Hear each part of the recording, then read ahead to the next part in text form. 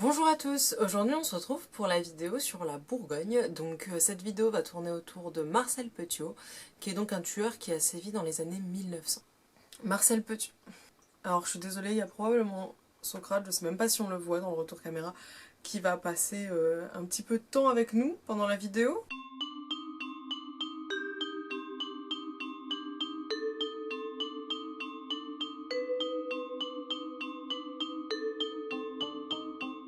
Marcel Petiot est né le 17 janvier 1897 à Auxerre. Contrairement à beaucoup des tueurs que nous allons voir dans mes futures vidéos et dans la précédente, Marcel n'est pas un pauvre petit enfant de paysan, il vient d'une famille bourgeoise en fait. Effectivement, donc son père travaille dans le bureau de poste local dans lequel il gère les télégraphes, et sa mère, elle est femme au foyer, mais du coup tous les membres de sa famille ont des postes plutôt bien placés si on veut. Marcel, dès son enfance, on se rend compte que c'est un enfant très intelligent, mais en fait au-delà d'être intelligent, il était simplement un enfant précoce. Il était précoce et on se rend compte qu'en fait ça ne concernait pas exclusivement son intelligence, mais aussi du coup sa sexualité, parce qu'effectivement, donc pendant son enfance, il lui arrivait très fréquemment de ramener à l'école des images obscènes, si on veut, des images pornographiques. D'après certaines sources que j'ai lues, il était ultra violent, c'est-à-dire que apparemment il aurait ébouillanté des chats, tiré sur des chats au revolver durant son enfance, etc.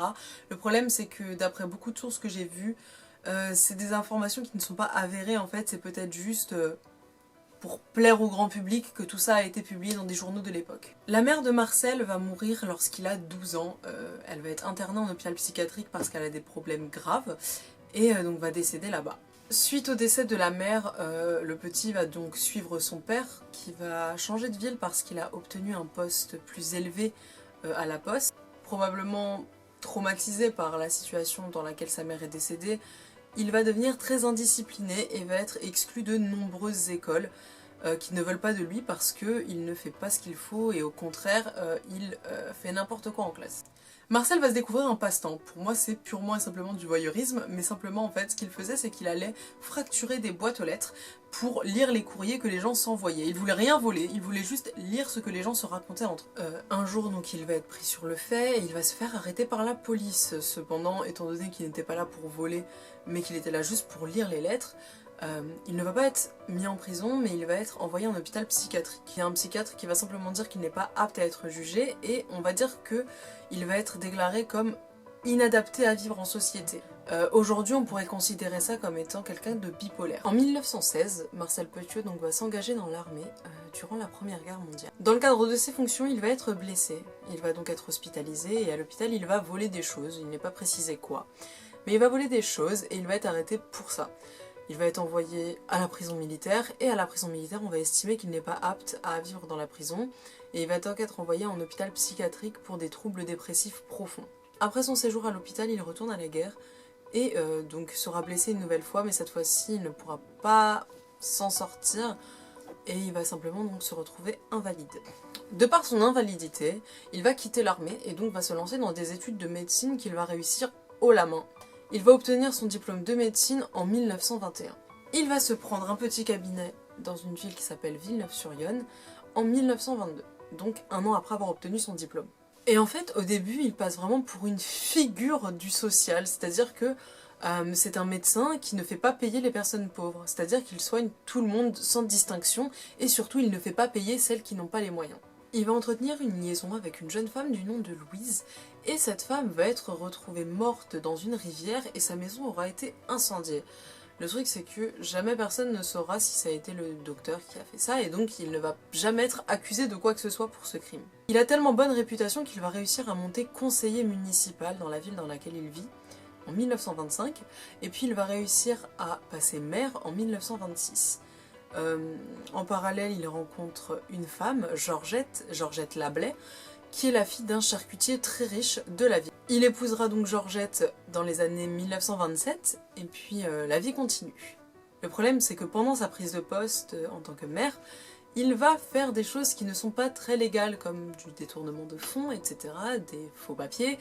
Donc il va vraiment faire beaucoup de choses qui vont le mettre à mal et il va être arrêté pour ça. Grâce à son avocat, du nom de René Floriot, il va réussir à éviter la prison. Il va être viré, si on veut, de son poste de maire, mais il va réussir à encore se faire élire comme conseiller municipal en 1931. En parallèle, il se passe beaucoup de choses étranges, notamment la disparition de Louisette, qui est juste une bonne, qui vraiment disparaît du jour au lendemain, et Madame Debauve, qui va être retrouvée morte dans son usine dont elle était la patronne, qui aura été donc incendiée sans absolument aucune raison. Trop stressé et tourmenté par tous les soucis qui l'entourent par rapport à ses arrestations et aux choses qu'il a causées, notamment tous les délits qu'il a causés, il va s'enfuir et partir à Paris. Et c'est reparti donc pour l'ouverture d'un nouveau cabinet au 66 rue de Caumartin, donc c'est un endroit très prisé et surtout très bourgeois.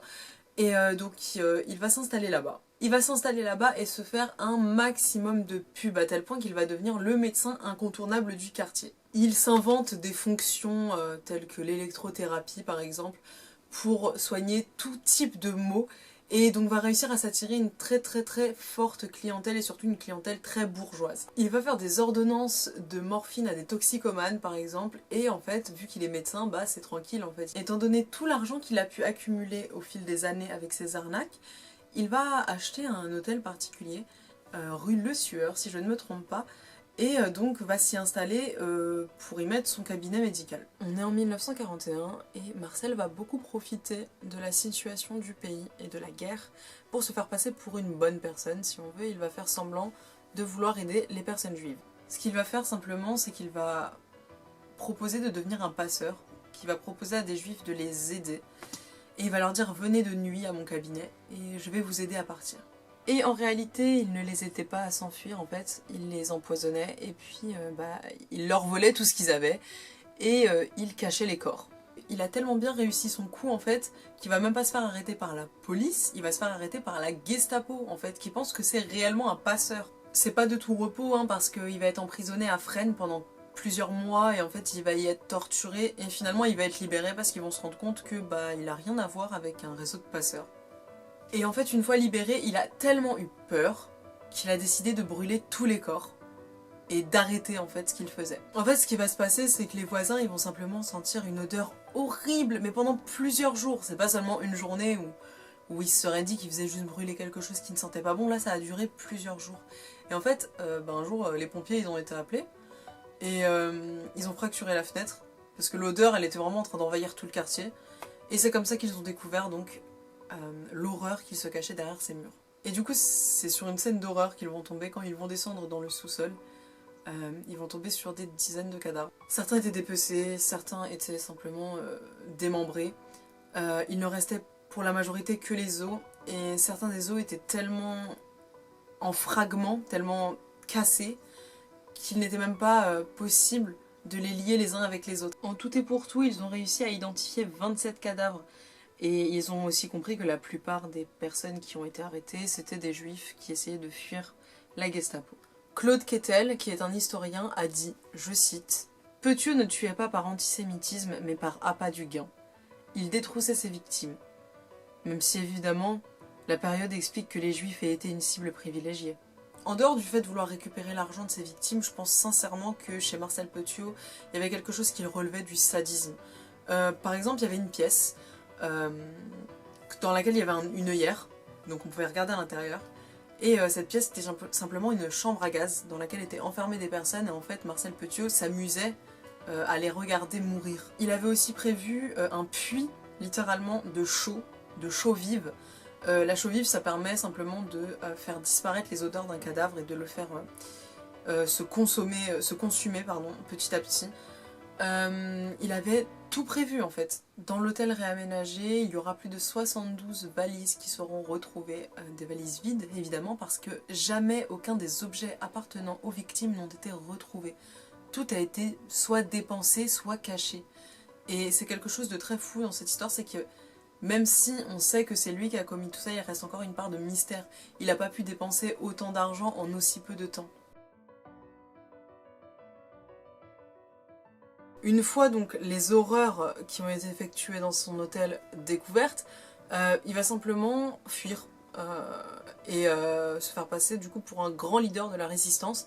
Il va même se faire appeler Capitaine Valéry, mais ça va pas durer très longtemps parce qu'il va finir par se faire arrêter dans le métro quelques temps plus tard, simplement parce que bah il est pas très futé, enfin tout le monde le recherche, tout le monde sait à quoi il ressemble. Il va juste se faire prendre bêtement en fait. En fait, ce qui est fou, c'est qu'il va être accusé de 27 meurtres, mais lui il va dire non, j'en ai pas fait 27, j'en ai fait 60 au moins. Et c'est quand même quelque chose que je trouve super bizarre, mais dans tous les cas, même avec 2 meurtres, on sait très bien quelle peine il aurait prise. Mais je trouve ça fou. Lors de son procès, il va essayer de se défendre en disant qu'il essayait d'aider la France et qu'il n'avait pas tué de juifs, mais exclusivement des nazis.